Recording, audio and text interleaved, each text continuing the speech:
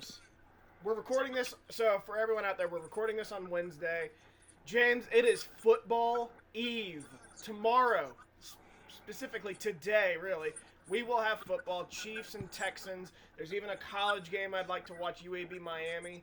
How are you feeling about this? Football being back is like the only thing keeping me sane right now. So very, very good.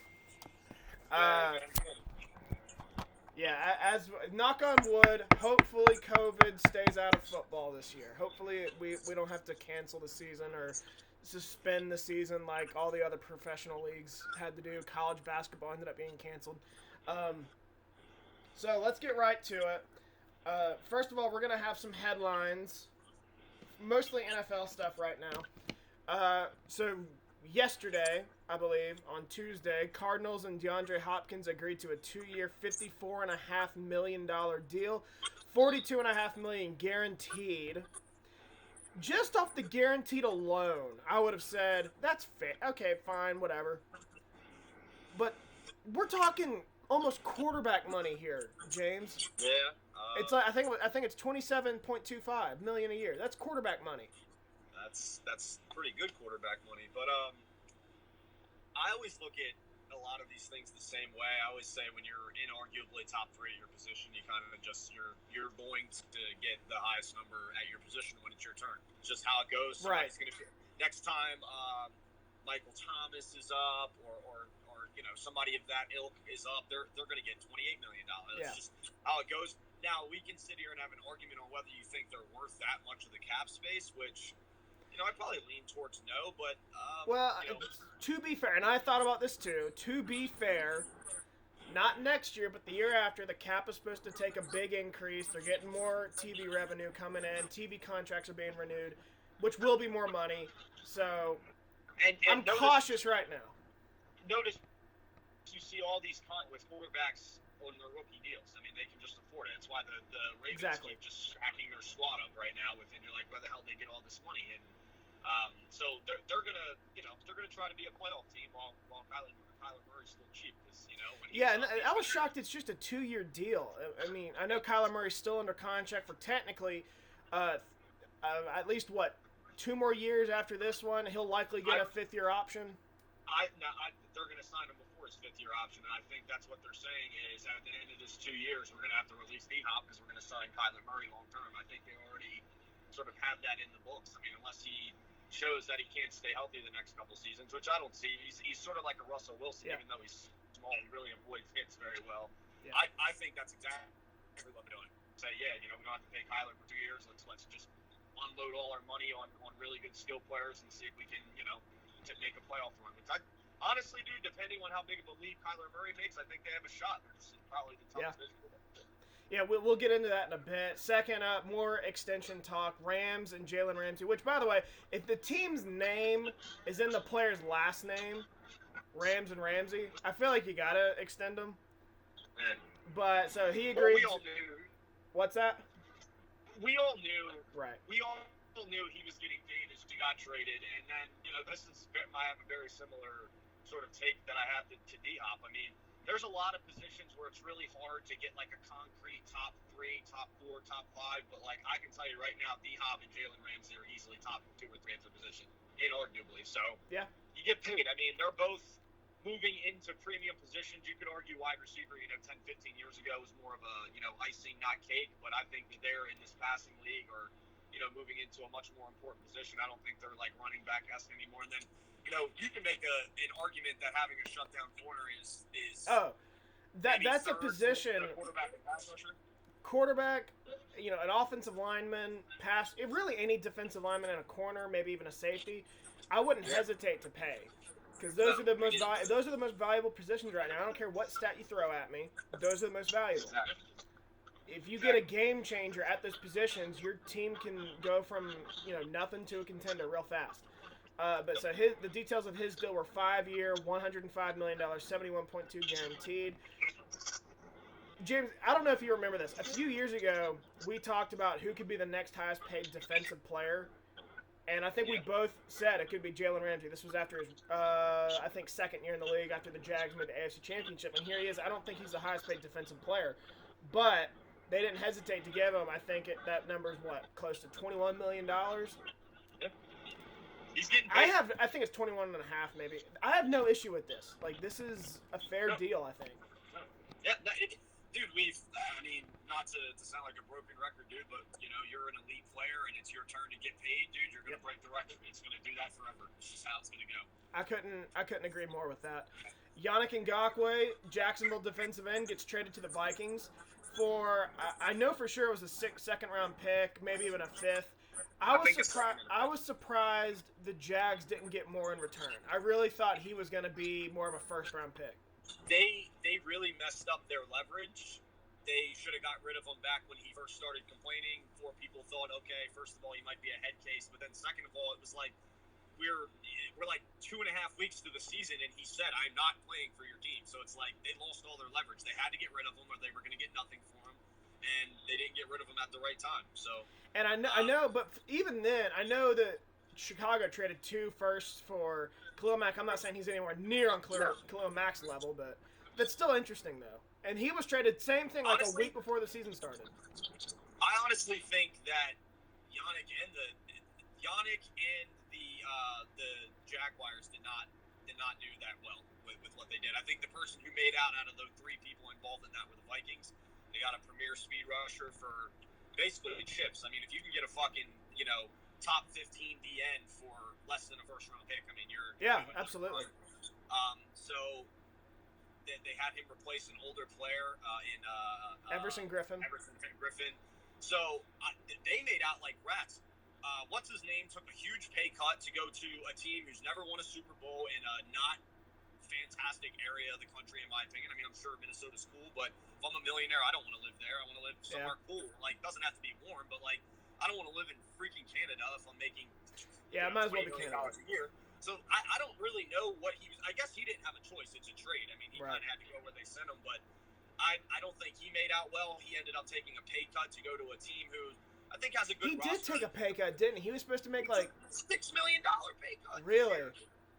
Dude, I'm telling you right now, I would just play my season in Jacksonville and then I'd go wherever the hell I wanted to next year. That's what I would have done. I mean, it ain't me. If he really wanted to leave the Jaguars so bad that he took that big of a pay cut, then maybe something else was going on. But Jaguars are just, they got hosed there, in my opinion. I mean, they could have got rid of him at the right time and they could be sitting on like 10 fucking first-round picks right now if they got rid of their players. And they just, you know, it's the Jaguars. They're bad at what they do, and that's why they're in the position they're in. So. Yeah, I saw when they made this trade. I saw how all the players they had on that 2017 team they had that went to the AFC Championship, all the good players, Leonard Fournette, Blake Bortles, Allen Robinson, I think was on that team. You know, all of them have left town now. I mean, they're just a poorly run organization. And they're also, they can admit it or not, but they're tanking for Trevor Lawrence. No, 100%. Have you seen this recent development? I just added this in. I didn't send it to you. Danielle Hunter, speaking of the Vikings, their premier edge rusher, put on IR today, going to miss at least the first 3 games. Look, I don't want to see any player get hurt, but it makes me smile. It makes me smile. It makes me a little happy on the inside. I got nothing against the guy. He's a great player. I don't want to see injuries, but it makes me a little happy. Hey, injuries happen, and if they happen to play into my favor, I'm not mad about it. Yeah, I wouldn't wish for it, but... So we're going to start getting into our season previews, projections, predictions, whatever you want to call them. Things to watch, James. I sent this to you. I've sent this, I think, at least twice to you this offseason. If you are banking on a first-year coach to do well this year, I would highly advise against it. The last time we had an offseason like this was in the 2011 lockout. You know, players didn't get a lot of time in. Coaches didn't get a lot of time in with their players to get their systems in. First-year coaches in 2011 had a combined record of 59-69. Exclude Jim Harbaugh, and the number is 46-66. That's barely over 40%. You know, winning 40% of your games. They were also 2-6 in Week 1. So I forget who else breaking in new head coaches. Jacksonville, Washington, Cleveland, Dallas, Carolina. Most of the teams we weren't picking anyway. Yeah. I really wouldn't bank on one of these teams making the playoffs. I'd say one of those teams makes the playoffs this year. Yeah, and I think it's going to be Dallas. So I just thought that was an interesting nugget of information. I don't know about you. No, that's very interesting. I mean, you got to think, dude. This is the most intricate sport probably in the world, and they're trying to incorporate all that new shit in virtually in a short amount of time. I mean, I'm sure we're going to see slightly more vanilla offenses and defenses the first few weeks for some of these new teams with new head coaches. And that's the other thing, that we didn't get a preseason. They'll all eventually get into it though, but that's why they always tell you, the first month of the season, I think this year in particular, you can really only take it with a grain of salt. Yep. Everybody does eventually sort of come back down to the median of what they are. I think there's a very good chance we see bad offensive play. I think for a lot of these games, I think I'd take the under on a lot. No, I've heard a lot of people saying the same thing. I mean, at the same time, though, I think we've seen like the opposite in recent years, where sometimes teams will come out just on fire offensively, and then they kind of fall back down. I think that there's a chance of that with like teams who have continuity, like the Chiefs. I think the Chiefs are obviously going to have an amazing offense, but I think they might come out and score 40 points a game the first few minutes until teams sort of catch up and stuff. So who knows? I mean, I think that can kind of go both ways, honestly. Yeah, I could see that. So let's get into the real predictions here. Let's go in alphabetical order. Let's start in the AFC. AFC East. I'm going to go ahead and say I think it's really a one-team race. You could talk me into maybe two. What do you think?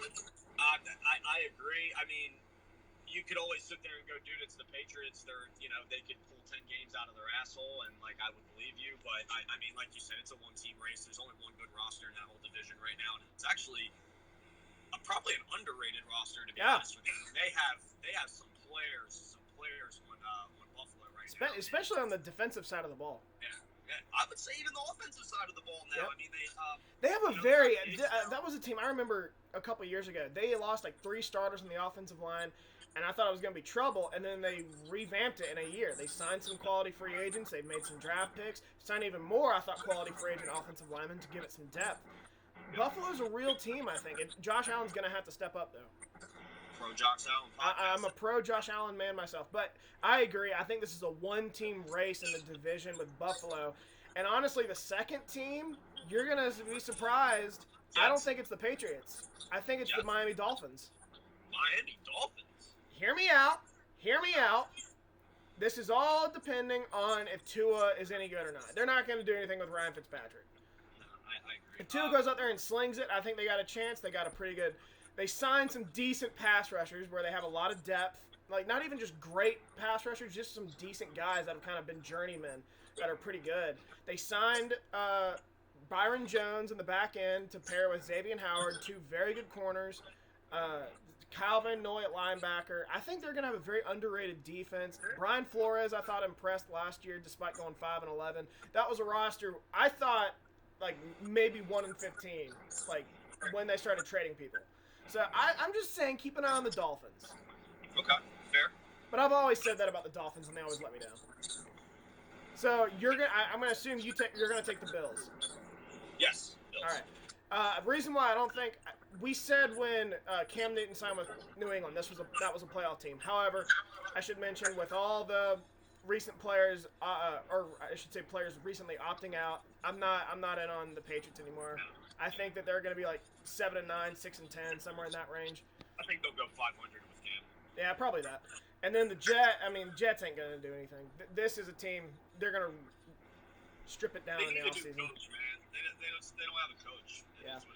They're just wasting Sam Darnold. AFC North. I think this is probably a 2-team race. You could argue 3, but even then, I still think it's a 1-team race. You have one elite team in this division, and it's Baltimore. And then you got Pittsburgh, who's kind of okay, and then Cleveland, who could be good, but we don't really know. Would you agree with that?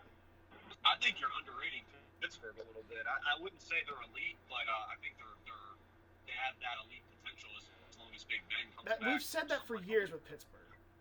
Yeah. I forgot to mention I have the Bills going 11-5. I do think they improve off their 10-6 record last year. The Ravens, I think, it's almost impossible to get better than 14-2 like they did a season ago. So you'd think they regress. I'm gonna go the opposite, or neither, and say that they stay pat at 14-2. And again, I think I'm being generous with the 2 losses. I could easily see 16-0. If they don't get hurt, if their key players stay healthy, I could easily see them winning 14 to 16 games. Yeah. This team, they have one game, I think, away from the East Coast, and it's against Dallas. I'd take them to win that game. Yeah. They have made great additions to the offense with Patrick Queen, J.K. Dobbins in the draft, and they had like 4 third-round picks. They traded for Calais Campbell. They do lose Earl Thomas, but even then, I still think they have one of the best secondaries in the league. This team is legit. They have I created a formula. Going by my formula, they have the easiest schedule this year. They don't travel a lot, which again, travel takes a toll. No. Yeah. So Baltimore at 14-2, I think they get home field. Yeah, I agree. AFC South. This is a division that I think legitimately is a 3-team race. Yeah. Indianapolis, Houston, and Tennessee. I wouldn't be shocked if either of those 3 won the division. And then you got Jacksonville, who we just said is tanking.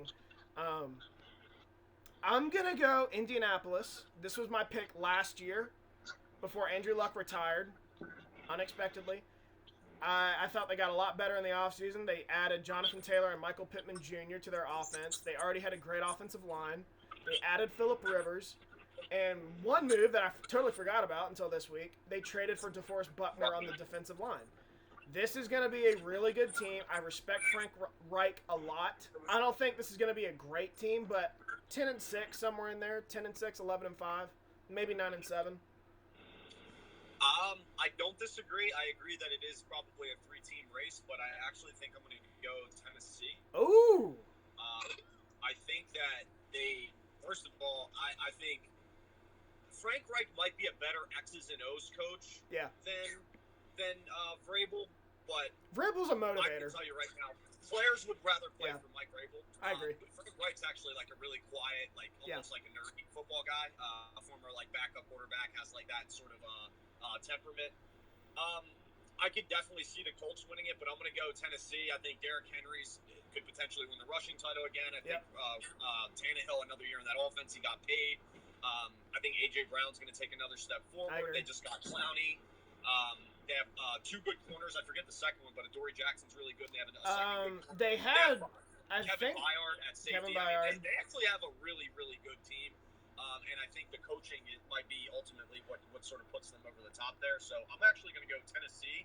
I think they might have the same record as the Colts, but maybe sort of win like a tiebreaker, like both of them at 10-6 or something.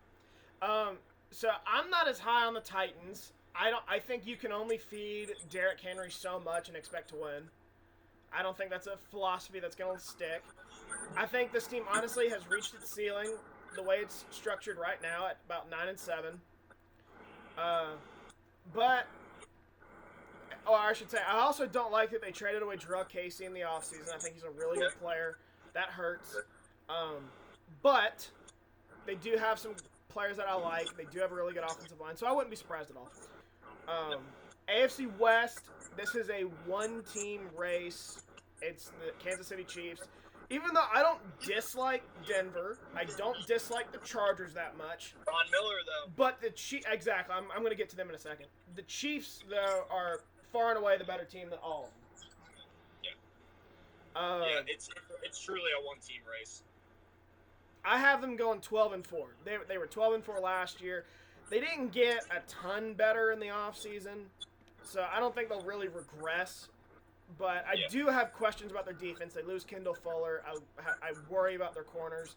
So I think they're going to be about the same. 12-4. They'll outscore anybody, but I think their defense eventually is going to have to win them games, and I'm not sure it can. Yeah, I agree with that assessment completely. I think I actually like the Raiders and the Broncos as like a competitive team. I mean, even with Tyrod playing and Derwin James out, I think all these teams are competitive. I don't think any of them are 3-4 win teams. I think they all 6 games plus probably. So I will say the Raiders. I'd caution with the Raiders. They won 7 games last year, all by 1 possession. Likely going to regress from that. I think they're trending in the right direction. They've drafted, I think, pretty well. We'll see. We'll see what they do with the quarterback position, but yeah, I agree. Chargers, unless Justin Herbert comes out and is the starter and performs to Patrick Mahomes level, I don't see them doing anything. I don't buy Tyrod Taylor, so I think this division is the Chiefs to lose right now. Wild cards. My number 1 wild card, I think we probably will have the same as the Pittsburgh Steelers. Yep. This is a team that last year, despite not having Ben Roethlisberger for pretty much the entire season, still won 8 games. After they traded for Minkah Fitzpatrick, had I would imagine, the top defense in the league. Averaged, I think, gave up close to about 17 points per game. Really good defense. Elite front 7, I think. Good secondary. They get Ben Roethlisberger back healthy. I liked some of the moves they made in the offseason. So, I'm not as high, though, on the Steelers than probably you. I don't know what you would say their record's going to be. I think this is a close to a 500 ball club. I said 9-7. I got them around like 11-5. I definitely have them as the... I got to see Ben Roethlisberger healthy. I'm sure he'll help. It can't be any worse than what it was last year at the quarterback position. But if he's playing at what Ben Roethlisberger was playing 5 years ago, yeah, they got a good chance to be 10-6, 11-5. But I'm going to say more like 9-7 right now. Okay, that's fair. And my second team, I think I'm going to go Indy. Okay. Like I said, I think them and Tennessee have almost an identical record, if not probably a game off. And the AFC's really weak. I think that they can get in, 9-7 and not even be the last seed. And to be honest with you, I think the 7th seed in the AFC is going to be 500. They're just going to win a bunch of tiebreakers. I'm telling you right now. And go ahead and pick your 6th seed. Sorry. So my 6th seed. Oh yeah, I forgot to mention. Remember, the playoffs is expanding this year from 12 to 14. 1 team extra in each conference. So my second team, despite losing Von Miller Tuesday night, I'm still going to roll with the Denver Broncos. That's how much I'm banking on Drew Lock this year. Overall, though, Denver, I thought, had a very good offseason. They traded for Jarrell Casey, who's a really good player. They added A.J. Bouye in the offseason. So that gives them a playmaker kind of at every level. They still have Bradley Chubb. Offensive line, I still have questions about, but they did add Graham Glasgow, which will help. Pass catchers, they already had Cortland Sutton and Noah Fant, and added KJ Hamler and Jerry Jeudy. I think Drew Lock could have an MVP caliber year, and I'm also very high on Vic Fangio as the head coach. I think this is a playoff team still. Okay. I really, so for your 6, you have Denver. For my 6, I have Indy. 7th, it was really up between 2 teams. I mean, literally a coin flip. And ultimately, I think I just went with the better roster. I'm going to go Cleveland at 8-8. Woo! I wanted to do Denver very badly. Yeah. I really, really did. I do think ultimately, I don't think Baker's a little worse than I thought he was. I actually thought he was going to be very, very good, but I still think he's probably a little better than Drew Lock. And he has an offensive coach, and Drew Lock has, Vic Fangio. Yeah, that's fair. But they have a good offense. They really do. I think if Von Miller was there, I probably would have leaned more towards them. But, I mean, that's arguably the best player on their whole team, any position. I actually wouldn't even say arguably. That's their best player. So yeah. That's, it is what it is. But I would say my 7th is going to be Cleveland, but I almost want to do Cleveland / Denver.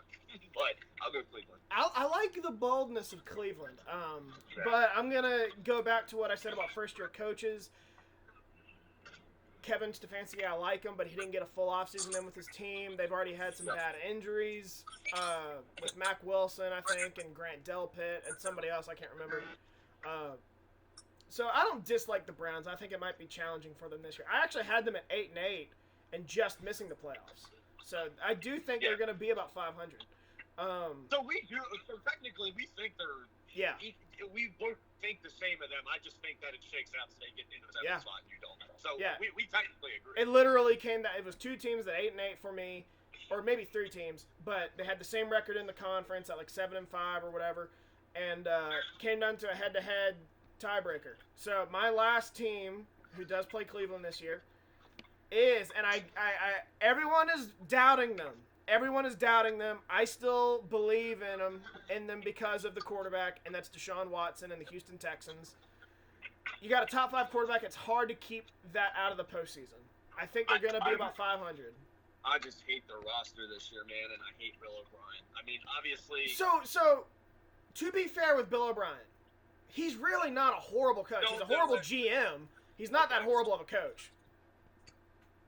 I think you've seen what you – and, no, I agree. I think there's a lot of coaches that you could say, all right, like, he's an NFL head coach, but, I mean, he's not going to win you a Super Bowl. I agree. Once you get to that point where you know for a fact, it's like, all right, man, like, listen, you're not bad, but we got to move on. I mean, you've seen it in the NBA with the Raptors last year. They fired the coach of the year because they were just like, yeah, you're a good coach, but you're not a great coach. We need a great coach to win us a championship, and I think that's where – the Texans have to fire him this offseason. They just have to. I don't care if he was just named general manager, so unless the owner's going to fire him, he's not going anywhere. But I think there's a very good chance of that because, I mean, he's already a laughing stock as a GM. Yeah. I mean, people are legit. If he doesn't make the playoffs, I think there's a chance. But he's got Deshaun Watson. He's got – I know the defense is aging. They're going to win – they're going to be in shootouts, I think. No, agreed. I agree. And I think Deshaun Watson's going to win them some games because they're going to be about 500. And again, it came down to a coin flip between them and Cleveland. I think they get Cleveland at home. So I took Deshaun Watson to win that game, and I think that propels them into the last spot of the playoffs. I have a question, though. Are we sure that Deshaun Watson's going to stay healthy this year? Because that's all I ever hear about Carson Wentz when Deshaun Watson has a worse injury. Hey. You don't have to hear that from me. I am a Carson Wentz fan. I love Deshaun Watson, but yeah. Deshaun Watson has torn both of his legs, has missed more games in the NFL than Carson Wentz, makes more money than Carson Wentz. Now he does, lost up 24-0 in the playoffs this past season. I probably could have finished that game. I saw you tweet about this. When do you blame the defense for giving up 41 unanswered points?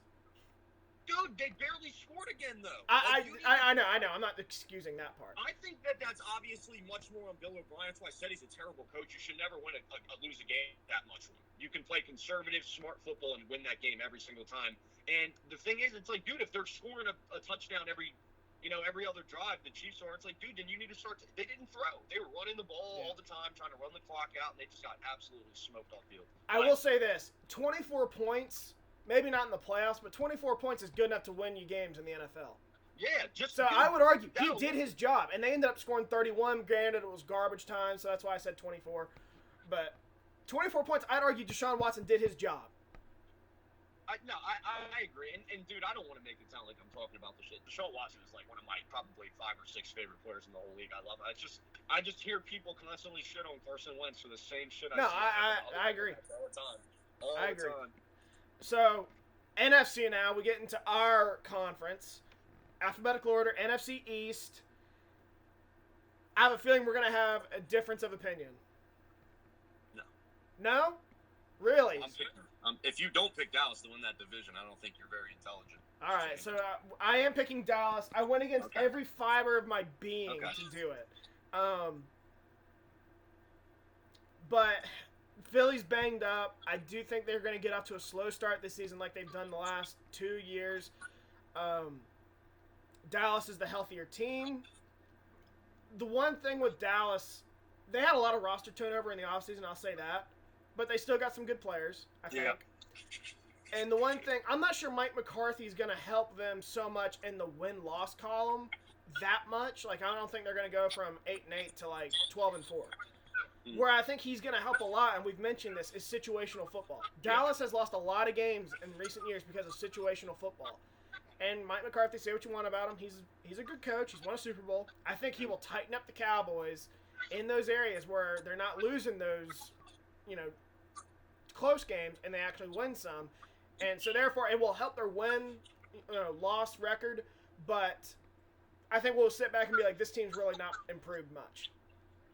This is the way I look at it. I'm telling you right now, the only reason I'm picking Dallas over Philly is because of schedule. It's not because of teams. People would look at the teams and go, oh, well, they have Amari Cooper and CeeDee Lamb and Zeke. And Dallas is really good at sexy positions, but they don't have as much at other positions as people realize. Dude, they lost their most productive pass rusher. They just lost their best defensive tackle. They lost probably a top 5 corner in the NFL. Yep.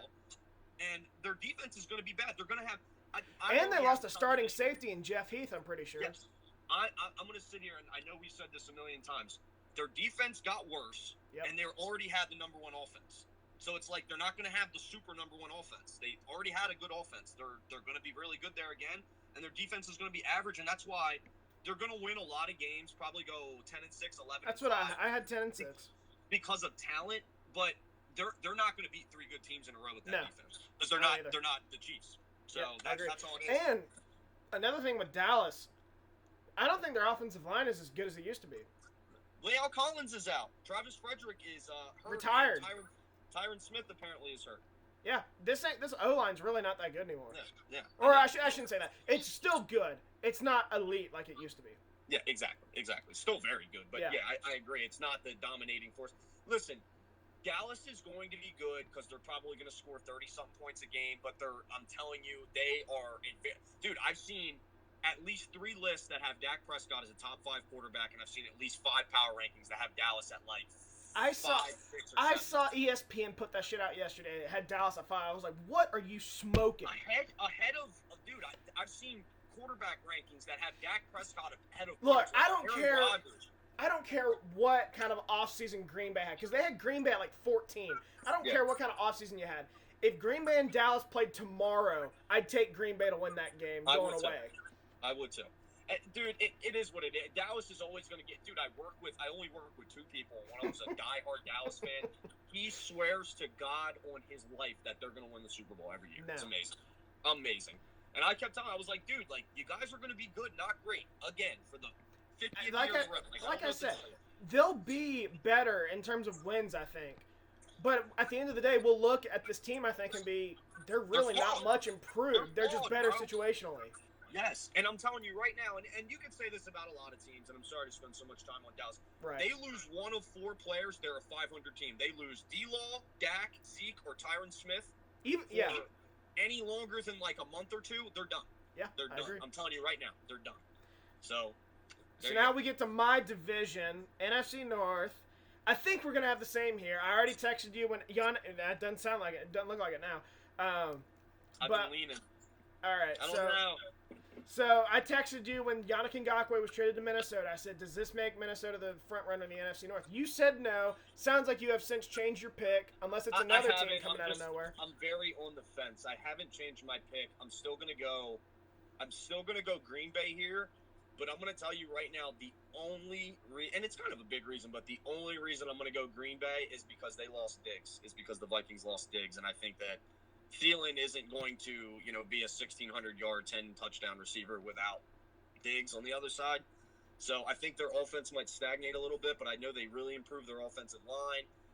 They just got Yannick Ngakoue. Got playmakers at every level. Their cornerback situation's kind of shitty, but they lost their top 3, James. They lost their top 3 corners. I'm so sick of people acting like Aaron Rodgers doesn't have it. I know you are, dude, but dude, they are just really acting like this man doesn't have it anymore. I saw a top 10 quarterback list the other day, and he wasn't on it. In what fucking universe is Aaron Rodgers not a top 10 quarterback? No, I agree with that. It's just ridiculous. I've been a big critic of him the last 2 years. I don't think he's elite anymore, but he's still a top 10 quarterback. Yes, he is. Dude, he is not taking as many chances as he used to because he's fucking old, injured man. He's not going to fucking do a loop, swoop, and a twirl and try to throw the ball. He throws it away a lot now because he doesn't want to get hurt. That's how people are telling Wentz to play. Throw the fucking ball away. Dude, he's fine. Aaron Rodgers has the highest football IQ probably in the league besides Brady, and he picks and chooses his plays. That's what you should do as an older player. Dude, he still has, for my money, the second best arm in the entire NFL. Yeah. He can still lead the team to a Super Bowl. Yes, absolutely. And so, I hate it.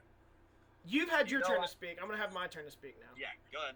All right, so I forgot to mention with the NFC East, I think it's a 2-team race, Dallas, Philly. If the Giants or Washington are still in it in week 10, I'll be surprised. Yeah. Sorry, so NFC North, my division. I am going with my Packers, and I know I'm going to hear it from friends. you're just biased. You also think Jordan Love is a good, pick, which, whatever. I don't really know if I say he's a good pick. I thought it made sense, though, or more sense than people thought. Green Bay is a prime candidate to regress. Even I'm admitting that. They won 8 of 9 one-possession games last year. That's going to go down this year. This was arguably, I'd say, a 10-win team last year that won 13 because of that. They didn't get necessarily better in the offseason. But here's the thing. Neither did the rest of this division, really. Minnesota kind of remained the same. Detroit, I thought, remained the same. Chicago kind of remained the same. I'd argue Minnesota and Detroit got worse. Chicago's the only team I thought actually got better. I think Detroit's a little better. Doing what? They traded their best defensive player. Who? Darius Slays with the Eagles. My fucking team. Duh. My bad. But yeah, so sure they didn't get better, but neither did the rest of the division. My bad to interrupt. So I'm sitting in front of my house right now. All right. And my girlfriend texted me and she goes, "Are you okay?" And I'm like, "Yeah, I'm just doing the podcast thing in the car." She goes, "Oh, it looks like you're arguing with somebody." Go inside, dude. You look like an idiot. We got a long way to go here. No, it's fine. All right. That's why I'm sitting in the car. All right. So anyway, like I was saying, I still think Green Bay is the top dog in this division. They get Minnesota. I think they get favorable matchups against Minnesota. They get them week 1 at Minnesota with no fans and no Danielle Hunter. That benefits them a lot. We'll get into that later.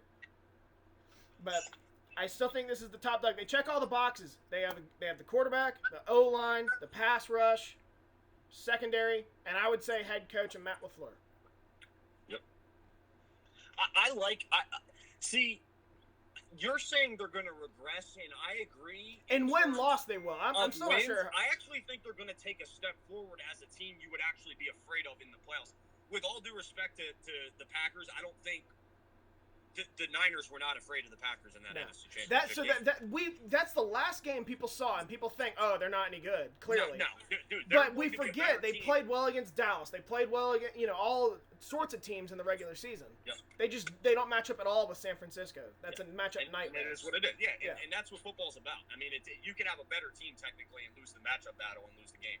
So. Yeah, I agree. So NFC South. This is another one. I think it's I should say NFC North. I forgot to mention. I think it's really a 2-team race, maybe 3 with Chicago. I don't really know though. NFC South, I think 2-team race. New Orleans, Tampa. I don't see Atlanta competing for it. I don't really see Carolina doing it either. No, I mean Carolina's going to be a bad football team.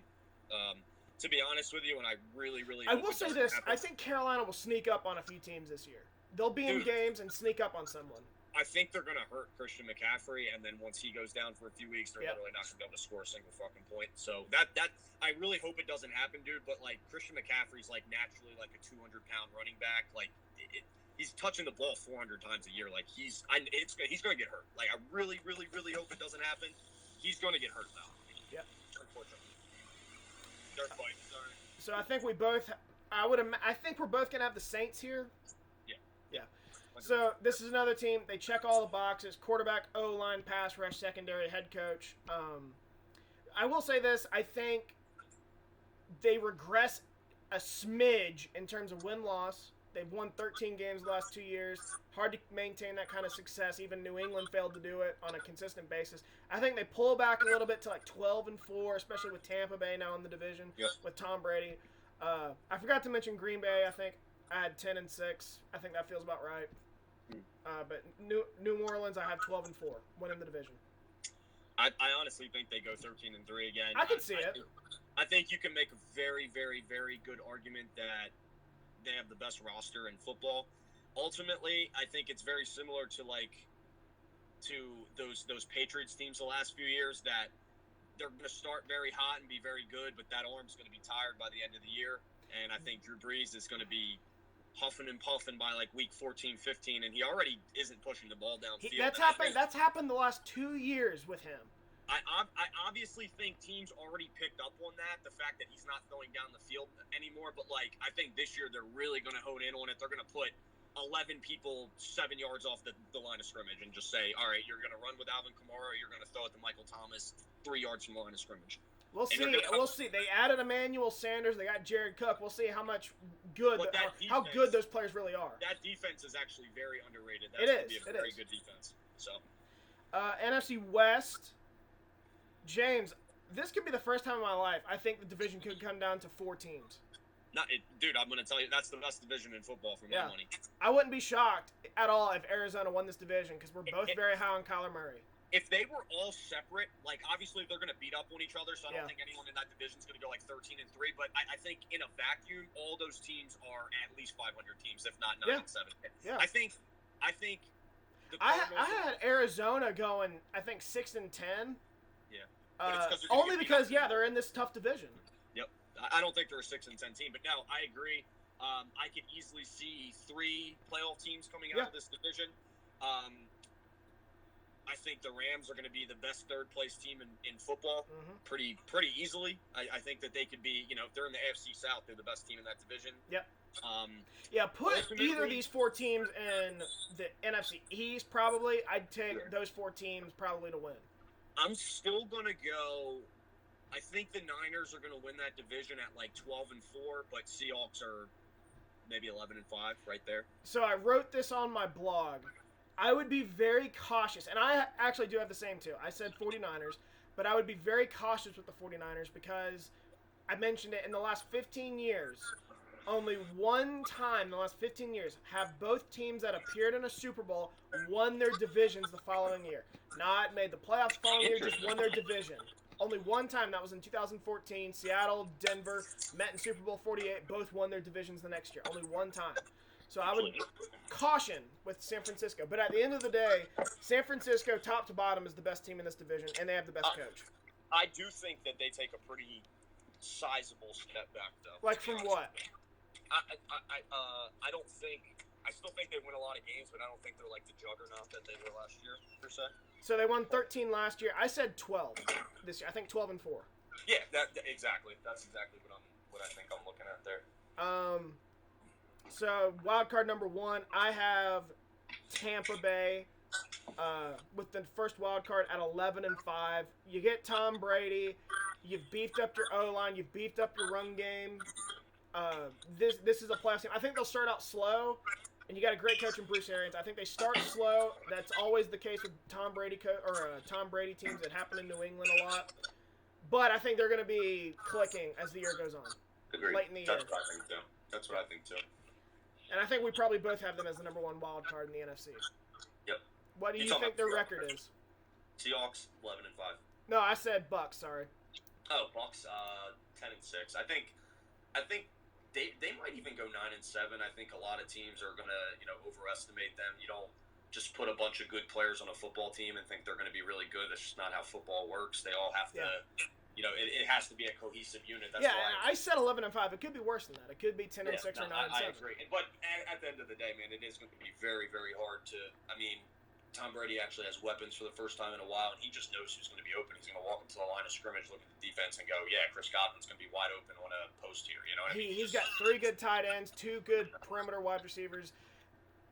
They don't have a slot receiver though, which is a little concerning. But I think a lot of players can play slot receiver. right, I just meant that given how Brady likes to target those Yeah, slot no, receivers. agreed.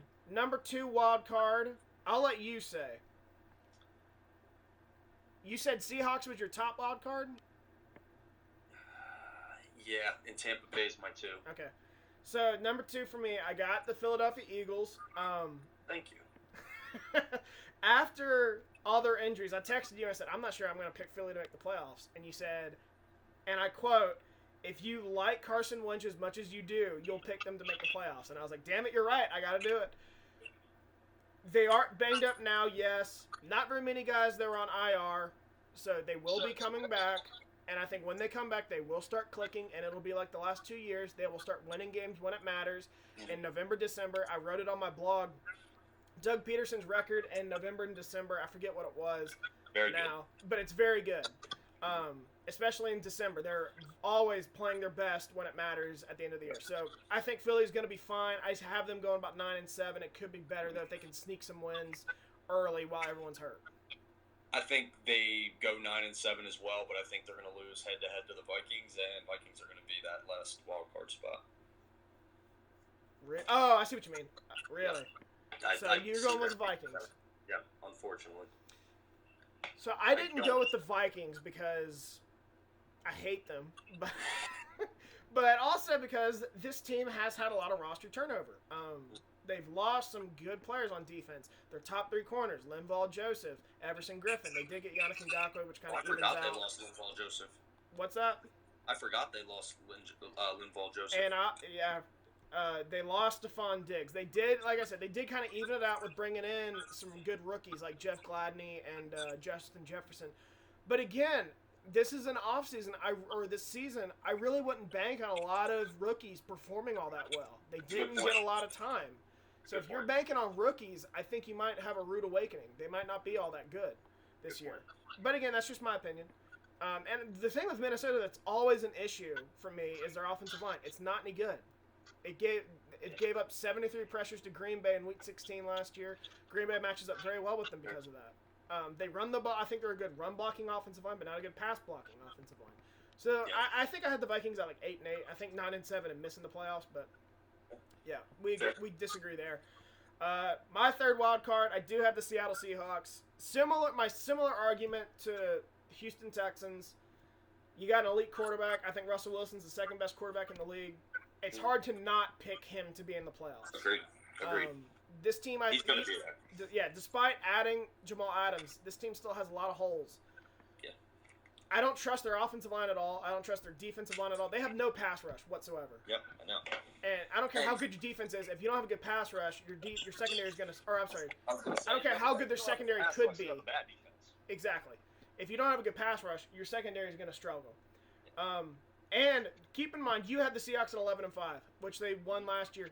Seems reasonable to think they'll do the same this year. I would caution it because they won 10 of those 11 games last year by one possession. Mm-hmm. They're going to pull back. To add a caveat to that, obviously they are going to regress to the mean some, but I'm going to tell you right now, I think that they're going to win a very sizable chunk of their one-score games because of Russell Wilson. Yeah, that's true. So, I mean, that's true. What I mean by pull back in that is you're not going to win as many. If you have a great quarterback like Seattle, and these teams I've made arguments against and will regress, like Green Bay, Seattle, they're going to win majority of one-possession games because of their quarterback position. Exactly. That is going to happen. But I have the Seahawks pulling back. Not a ton, from 11-9 games. I think they're a 9-7 team, really. Fair. So now we have it. Our playoffs. Super Bowl pick. I'm curious to know who you got. AFC, NFC representative first. I want to know who comes out of the AFC and the NFC, then give me the winner. I really, really, really want to go Ravens. Okay. But I think we see that Lamar Jackson's brand of football is a little easier to stop in January than it is in November. I think they have a better roster, but ultimately I just think Patrick Mahomes is just going to be better than everyone else on the field. I think that's fair. And they're going to go to the Super Bowl. I genuinely think it's almost guaranteed between those two teams. I think the AFC is very, very top heavy. I don't think there's any teams that are even close to that. I think in my recent power rankings, I think I had 2 AFC teams. Baltimore, Kansas City, both 1 and 2. Yeah. So there you go. I mean, they're very, very good, very top heavy, but they don't have much competition. I mean, the AFC playoffs are going to be, they're going to waltz to that shit. So we'll see. What about the NFC team?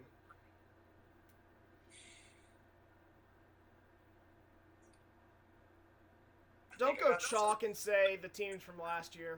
I think I got the Saints. Okay. I can live with that. I got the Saints. I think I wanted to go Tampa Bay, but I think the same thing's going to happen to Tom that happens to Drew, where it just kind of will noodle arm a little bit. And if he's a wild card, he's going to have to go on the road, likely all 3 games, and I'm not sure he can do that. He's never done that in his career. He's actually struggled on the road in the playoffs in his career. Exactly. So, I think I got to go Saints. I think, I think that you could see the Niners there, the Seahawks there, Dallas there, but I think all those teams are very flawed, and there's not that many flaws on the Saints, if any. I mean, I don't really know of any. The only flaw, and we're kind of speaking in hypothetical, but is Breeze, how's his arm going to be in the playoffs? Exactly. And, to be honest, they're most likely going to be playing most, if not all, of their games in the Dome, because I do think they'll probably be the number 1 seed. Yep. And I mean, Kirk Cousins did it last year, so maybe that's sort of thrown out the window at this point. But it's almost impossible to win in the dome. No, I wrote it. I said it on my blog, or not in my predictions post, but in my week 1 picks. Under Sean Payton, their record at home was 74 and 38. Yeah, I mean, amazing. They're a very good home team. Yeah. So Super Bowl 55, my pick. I am rolling with the Ravens out of the AFC. They should have probably have gone to the Super Bowl last year if they didn't screw it up against Tennessee. Agreed. They have improved the most. I think they get home field advantage. And I actually think Lamar Jackson's going to be a much better passer. He seems like the kind of guy. He's admitted he listens to his critics. He says, I do have to be better.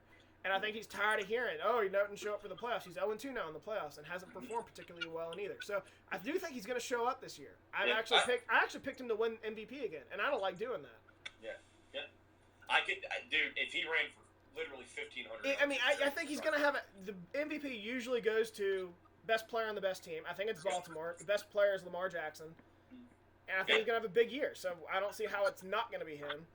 No, I agree. If he stays healthy, he'll be top 3 or 4 in MVP voting, if not number 1. I agree. And then out of the NFC, I'm going with the Saints as well.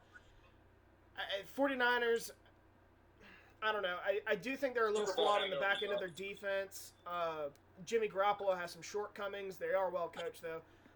But the Saints check all the boxes. I mean, there's not very many weaknesses at all. They've come up short the last 3 years. I do think they've added Malcolm Jenkins. They've added Emmanuel Sanders, some veterans to help them with that. I do think this is do or die for them. I mean, this is really the last window. This is the last year of their window. So I think they're going to be ready. But I'm not picking them to win the Super Bowl because the Saints are a bunch of bitch boys that all they do is whine. I saw earlier this offseason they were still complaining about the NFC Championship from 2 years ago. They can't let that go. That's why I'm not picking them. They can't let that go. I can't stand them, dude. Yeah. Seriously. They always think they're better than what they are while they're sitting at home on the couch watching other teams in the playoffs. Outside of Dallas, I cannot stand the Saints. I've never seen a team that just consistently loses in the playoffs act like they shouldn't have lost. They're always just like, we would have beat the team playing this weekend. It's like, dude, you lost last week. You lost to the team that is losing to this team. Yeah, I don't understand what you're doing. I can't stand it, dude. I saw, continuing the Saints batching because they are getting on my nerves. I saw a tweet a while back that said Green Bay was the worst 13-3 team of all time last year, and I saw a Green Bay beat writer get a hold of it and said the Saints went 13-3 and literally lost on Wild Card Weekend. They were literally the worst 13-3 of all time. By that definition. You can argue maybe rosters and stuff, but you can't argue results. I mean, the Packers went to the conference championship. Yeah. So I got the Ravens winning it all. They're like Kansas City last year or Philadelphia 2 years before that. They got that quarterback in a rookie deal. They are all in to win now while you don't have to pay him, and I think it's gonna benefit. I think it's gonna benefit them this year. Yeah, I'm trying to see a parade in my city, so let's do it. Oh yeah, I forgot you're living in Baltimore. That would be cool. All right, so let's get into some. We haven't talked really any college football. Let's get into some picks though for this week. So I wrote it on my blog. It's gonna release tomorrow. The matchups this year aren't going to be any good. Primarily conference play. Going to be limited matchups with the Big Ten and Pac-12 not playing. Yep. I'm probably going to struggle to get 12 matchups like I usually try to pick 12 games to pick from. It's tough. I mean, I went with 12 this week, but there are some I couldn't care less about. Charlotte, Appalachian State, Tulane, South Alabama. I just picked 12 because that's the number. So I really don't give a shit. Yeah. If it keeps up, I think I'm just gonna do 10 or 8 or whatever. But dude, outside of your obvious top 10 powerhouses, I don't know shit that's going on in college football this year. I just haven't paid attention because, to be honest with you, I thought it was going to be canceled until about a month and a half ago. So yep. So I'll do this. I'll pick some games. If you want to pick it, go ahead, and we'll just go with that. Okay. All right. So UAB Miami. I do think that could be a very entertaining matchup tonight. Technically Thursday night. I think I think I'll go Miami there just because I know they have some better recruits than UAB would have. But, schools like UAB end up returning, like, starters for, like, their 4th and 5th year and stuff, just like in college basketball, and they end up being a really good, sort of random team. Don't know if that's the case for them, so I'll go Miami there. UAB is well coached. They've won, I think I wrote 27 or 28 games the last 3 years, hovering around 10 wins per year. They're a good program. But, again, Miami's the better program, or I should say better, they recruit better. Yeah. They should have better talent. They got the quarterback advantage with Derek King, who they got from Houston. I like Manny Diaz, but I got to go Miami. I think it's close, though. Agreed. Syracuse, North Carolina. North Carolina, I should mention, North Carolina is a minus 19.5-point favorite. North Carolina. Yeah. Vegas told you who was going to win that game. Yeah, so Syracuse, I think what was like 4-8 last year. They've lost a lot of production from that. I wouldn't expect much better results this year. North Carolina, if Notre Dame wasn't in the ACC this year, I'd take North Carolina to play in the ACC championship. They are recruiting very well. They ended last year on a huge high note. Sam Howell is a very good young quarterback. I like the Tar Heels a lot, and I liked them in this game a lot. Louisiana Lafayette Ragin' Cajuns, who, keep in mind, won 11 games last year and returned a lot of production, play Iowa State in Ames. Iowa State is a 11.5-point favorite. Who do you got there? I'm going to go Iowa State. Why's that? At home, Ames is a tough place to play. Brock Purdy's a good quarterback. Matt Campbell's a good coach. I'm going to go Iowa State. But I think it's close. Again, I think it's close. Okay, I'll go Iowa State as well. All right, here's one I don't really care about, but I picked it anyway because Appalachian State's good. Charlotte and Appalachian State. I have met the Charlotte coach. I like him. He did good things last year. Went to their first bowl game ever. So I think they're heading in the right direction. Appalachian State, though, is a Group of 5 powerhouse right now. I was going to say, I know the Mountaineers. I'm going to go with the Mountaineers. The Mountaineers, the other Mountaineers. Yep. Which, by the way, I like them to beat Eastern Kentucky this week by a decent amount. I'm not saying it's going to be 59-0 or anything like that, but by a decent amount. Okay. Arkansas State at Kansas State. Kansas State's a 10.5-point favorite. Kansas State lost some key players from last year, but they get their quarterback back, who was really good last year in Skylar Thompson. They're well coached with Chris Kleiman, I think, who came from Notre Dame, North Dakota State. I like the Wildcats, but I'd put them on upset alert. Okay. I'll go KSU there. Usually, if I don't know what's going on, I usually am just going to go with the team that I know has better players. Yeah, that's why I'm trying to give you a description. Yeah. Duke at number 10 Notre Dame. Notre Dame's a minus 20 favorite. I think the magic that David Cutcliffe had at Duke is rubbing off. I got to go Irish here by a lot. No, I mean, I got Irish big. Yeah. I think they're going to win that by probably 4 touchdowns. Georgia Tech at Florida State. I think this is interesting because both programs are rebuilding. Mike Norvell, this is his first year, didn't get a true offseason in with his program. I would put Florida State on upset alert, but Georgia Tech was 2-10 last year. I really don't know how good they are. They return a lot of production. They're bringing in a good recruiting class, though. I would watch out if I were the Seminoles, but I'm going to go Florida State by like a touchdown. I think it's going to be close. I'll go Florida State as well there. Tulane at South Alabama. Tulane runs a triple option. Hard to defend. I'm going to go Green Wave, but I don't really know. Tulane's uniforms. I'll go Tulane. Yeah, I like their uniforms. We got to keep these up to date weekly. Yeah. Well, now that I know, we're picking college and shit, I'll definitely get back in and see what the hell's going on. That's fine. I know you'll watch, but I was just so making I just a note. been paying straight NFL attention. Yeah. UTEP at Texas.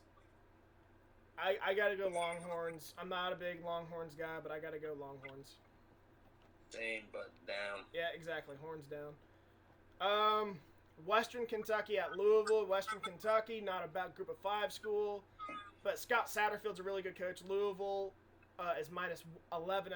I'm going to go Cardinals. I'll go Cardinals big there. Yeah, I'll say they cover. Although this is straight up, not points. Yeah. Or spread, I should say. Coastal Carolina at Kansas. So here's the thing, Kansas was bad last year. They were 3-9, but They have my boy now, though. they got Les Miles. They were much improved. They were a much improved 3-9 team. They were one possession away from winning 4 other games. They could have been 6-6 or 7-5. Yeah, I think Kansas wins that. Coastal Carolina's baseball school. They are a baseball school. That's what it is. But one of Kansas's 9 losses last year was Coastal Carolina. They get them at home. I think they're going to have it circled after getting embarrassed last year. Interesting. Okay. Game of the week. When this is the game of the week, you know it's a slow week. Clemson at Wake Forest. Clemson is a 32.5-point favorite. I was gonna say I heard Wake Forest was actually supposed to be kind of good this year, but yeah, I mean Clemson's Clemson. They're the Alabama of the ACC. So we're unanimous there. But I will say this: Wake Forest, Dave Clawson, head coach. I think he's done a good job. They've won like 30 games the last 4 years. He's done a decent job. But they've lost a ton of production from last year. Clemson is an elite program. Got to go Tigers there. All right, so now we get into the fun stuff, the NFL for picks. So tonight, Texans at Chiefs. Mm-hmm. Right now, it could change, but right now, Chiefs are a 9-point favorite. Yeah, I definitely got the Chiefs. I don't think they'll cover. It's tough to go blow somebody out week 1. Wouldn't surprise me one bit if they won by 20 points, but I'll definitely go Chiefs to win, Texans to cover. So I'm gonna go. I also went Chiefs, but I think the Chiefs win and cover. Houston's breaking in new faces on offense. I don't know what to expect from the Texans offensively. Their defense is old. I think Kansas City could go out there and win by 17, 20 points. Yeah, I wouldn't surprise me one bit. No. Seahawks at Falcons. Seahawks are a 2-point favorite right now.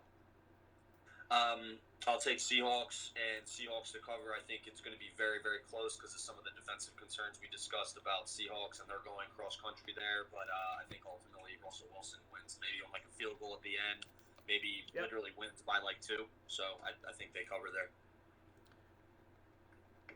So I flirted with the Falcons. There's something about the Falcons in Atlanta, tough place to play. But I looked it up. Since drafting Russell Wilson, the Seahawks are, I think it was 19-5 in games on the East Coast. I'm going Seahawks. Yeah, 19-5 for a West Coast team. That's very good. Very good. So I'm gonna go Seahawks as well. Jets at Bills. Bills are a 6.5-point favorite. I'm gonna go Bills to win and Bills to cover barely. Yep. I think Bills win and cover as well. I think they win by like 27-7 or 20. I think it's going to be a very low-scoring game. Like 23-13, 23-16, something like that. I'm going to go Bills in a low-scoring game. Yep. Bears at Lions. Lions are a 3-point favorite. Lions are a 3-point favorite. I will go Bears win. No, Lions win, Bears cover. I think it's literally going to be like all right. So you changed it up on me. So I'm glad you, or I was hoping you'd say Lions because I had some, or I was hoping you'd say Bears because I had some facts to throw your way real quick, and then you changed it up on me. But the Lions, pretty good team in September. Usually, I think their record since 2011 is like 16-15-1 and 9-6 at home in the month of September. So they're usually a pretty good team at home. Early.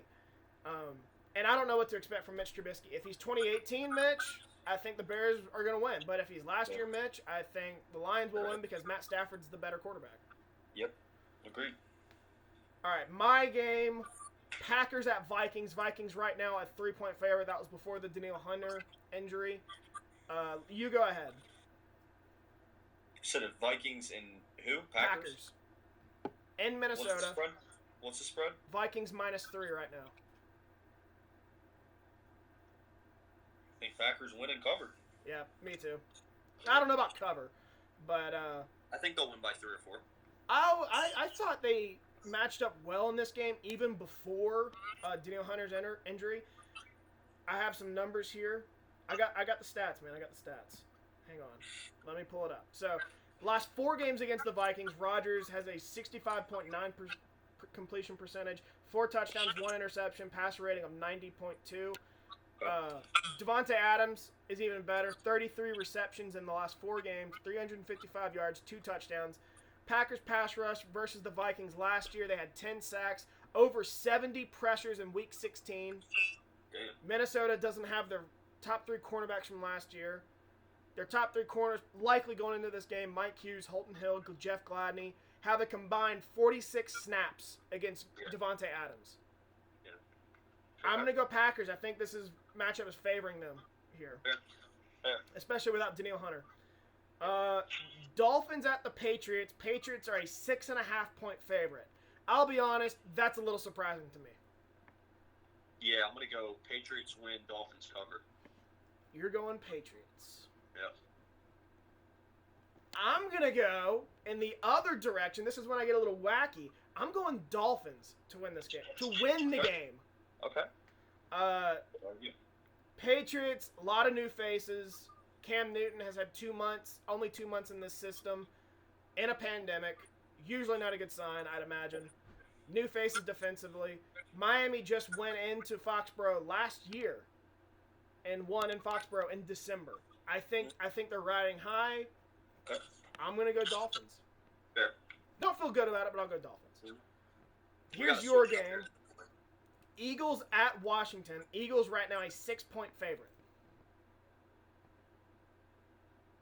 I'm definitely going to go Eagles to win the game. I'm trying to decide on if they cover. I'll say they cover. I think they might win like 20-27, something like that. I said I was getting wacky. I'm getting wacky. I'm going Washington to win. Wow. Well, first of all, they always battle Philly pretty good. Mm-hmm. Great front seven against a banged up Philly O-line. I think Carson Wentz is going to struggle in this game. I'm going to go Washington in a pretty low-scoring game, like 20-17. Okay. Interesting. I don't like doing it, James, but I'm getting a little wacky. I love it. Let's switch the picks up a little. Raiders at the Panthers. Raiders 3-point favorite. Raiders win, Panthers cover. Okay. So I think it'll be close. we're on the same page here. I'm going Raiders as well. Panthers, I think it's a massive rebuilding year. First game for Matt Rule. I don't really know what to expect. Raiders are also rebuilding, but they're in a better spot currently. So I'm going to go Raiders. Colts at the Jaguars. I'll go ahead and say Colts by a lot. Yep. Colts win, and what are they, 9-point favorite? Something like 8-point favorite last I saw. that? Yeah, I'll go cover. Yep, win and cover. Browns at the Ravens. Underrated game, I think. Ravens are an 8-point favorite right now. Ravens win, Browns cover. They're not going to beat them by more than a touchdown. I'm going Ravens as well. I'll say they cover. Again, first-year coach. I don't know what to expect from Okay. Cleveland. Chargers at Bengals. Chargers are a 3.5-point favorite. Chargers win and cover. Yeah. I think Chargers is bad, of This course. is a very tough opener, I think, for Joe Burrow. He's got to go up against a really good pass rush and a good secondary.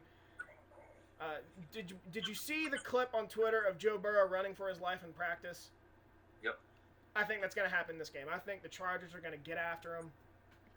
I think Chargers win by a lot. Yeah, I agree.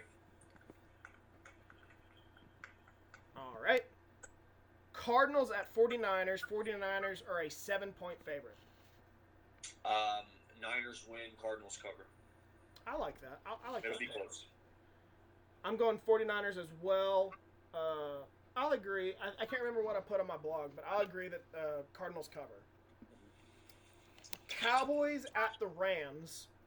Cowboys right now are a 3-point favorite.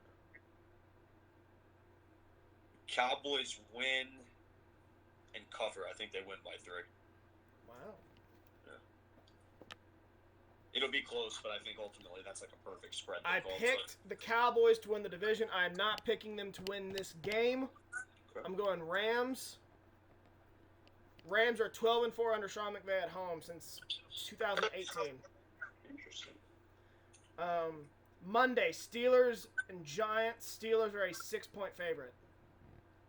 The Steelers are going to absolutely demolish the Giants. It won't even be close.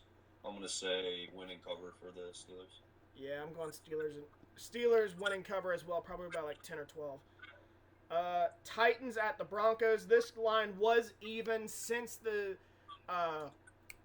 Von Miller injury. The line has now gone in Tennessee's favor. Tennessee's a 2.5-point favorite. I actually think the Broncos win and clearly cover. Really? I think the Broncos win there. I like it. I'm going Titans. Broncos had a pretty lackluster run defense last year, ranked 16th in the league. We know Tennessee's going to rely a lot on Derrick Henry. I think the Titans win. It's close, but I think the Titans get it done. Game of the week: Bucks at Saints. Saints are a 3.5-point favorite right now. Saints win, Bucks cover. I'm going Saints as well. Tampa Bay still figuring things out. I don't think it's going to end well for Brady in this game, at least. Yeah. I agree. All right, so we had a lot to do this week. Football is back, hopefully. I'm excited. We're going to try to start doing 2 podcasts a week. Yeah. Okay. Just making sure we're still on the same page there. Mm-hmm. All right. I think we're all set. I'm looking forward to this week. Yeah, I want to see how my picks end up there. But yeah, You dominate. I think you don't. I don't have the totals, but I think you dominated last year. I did. I kicked ass last year, and I kicked fucking ass in the draft this year. Is what I did. Yeah, you did. I forget how many did you have? Like 10? I think I had 8. Shane. I literally think I picked Was it 8? 1/4 in the first round correctly. It was insane. That's incredible. Yeah. No, I think you had more than that, dude. I think it was 10. Yeah, I really that'd be did. sick. I know that I had better picks than almost any analyst on TV because I saw all their picks again. So, just a guess. All right, my People man. overthink this shit. But all right, buddy. I'll talk to you later. All right, later.